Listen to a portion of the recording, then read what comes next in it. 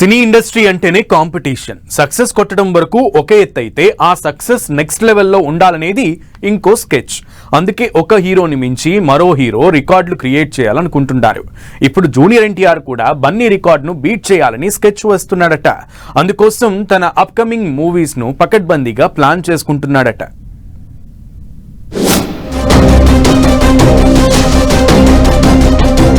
Telugu cinema దునియాను ఏలుతోంది.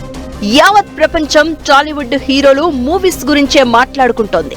ఈ నేపథ్యంలో తాను పాన్ ఇండియా స్టార్ కావాలని, తన మూవీ కూడా రికార్డుల మీద రికార్డులు క్రియేట్ చేయాలని ప్లాన్ చేస్తూ ఉంటారు హీరోలు.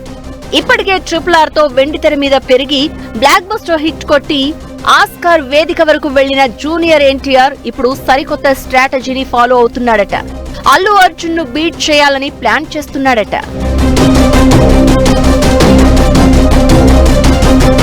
వరల్డ్ వైడ్ కలెక్షన్లతో పుష్ప 2 సినిమా 2000 కోట్ల క్లబ్ లోకి ఎంట్రీ ఇవ్వబోతోంది. పుష్ప 2 నార్త్ లో బాగా క్లిక్ అయింది. అక్కడి ఫ్యాన్స్ బన్నీని బాగా రిసీవ్ చేసుకున్నారు. దాంతో తెలుగు స్టార్స్ కూడా నార్త్ పై ఎక్కువ ఫోకస్ పెట్టారట. Young tiger NTR north audience కు అట్రాక్ట్ చేసే ప్లాన్ చేస్తున్నాడు.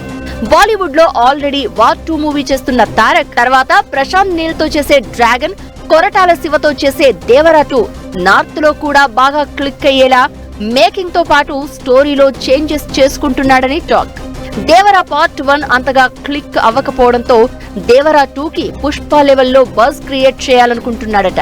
అందుకోసం కంటెంట్ చేంజ్ చేస్తున్నారట. పుష్ప 2 ను రిఫరెన్స్ గా తీసుకుని మాస్ ఆడియన్స్ కి రీచ్ అవ్వడమే టార్గెట్ గా పెట్టుకున్నారని అంటున్నారు.